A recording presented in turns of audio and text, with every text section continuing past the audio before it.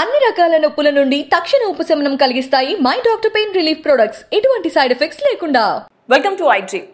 తెలంగాణ కాంగ్రెస్ అభ్యర్థుల లిస్ట్ ను ఫైనలైజ్ చేసింది. సో దీనికి సంబంధించి గాంధీ భవన్ లో ఈ రోజు 4 గంటలకు కీలక భేటీ జరగనుంది. ఏదైతే మొత్తం తెలంగాణలో 119 నియోజకవర్గాలకు గాను 1016 అప్లికేషన్స్ వచ్చినట్టుగా తెలుస్తుంది. సో వీటన్నిటికీ సంబంధించి మొత్తం వడపోత అనేది జరిగిన తర్వాత లిస్ట్ ఫైనల్ కాబోతుంది. మొత్తంగా అధిష్టానం ఆమోదం పొందిన తర్వాత సెప్టెంబర్ మొదటి వారంలో 35 నుంచి 40 మందితో కూడిన ఫస్ట్ లిస్ట్ అనేది తెలంగాణ కాంగ్రెస్ నుంచి బయటకు రాబోతోంది. అయితే కొంతమంది కీలక నేతలు ఉన్నారు.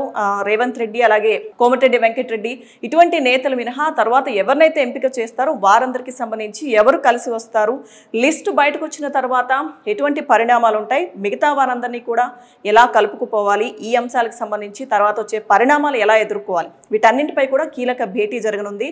సో మొత్తంగా ఒక్కో నియోజకవర్గం నుంచి 3 నుంచి 4 పేర్లు దీనికి సంబంధించి ప్రకటించే అవకాశం కనిపిస్తోంది. ఈ మొత్తం లిస్టుకి సంబంధించి కూడా సాయంత్రం 4 గంటలకు గాంధీ భవన్లో కీలక భేటీ జరుగుతోంది. అయితే ఎవరెవరు లిస్టులో ఉంటారు, మొదటి జాబితా చూసుకుంటే కనుక మనం 35 నుంచి 40 వరకు ఇప్పటికే కేసీఆర్ అయితే బీఆర్ఎస్ కూడా ఫస్ట్ అంటే మొత్తంగా లిస్ట్ 115 మందితో కూడిన లిస్టును ప్రకటించేసింది.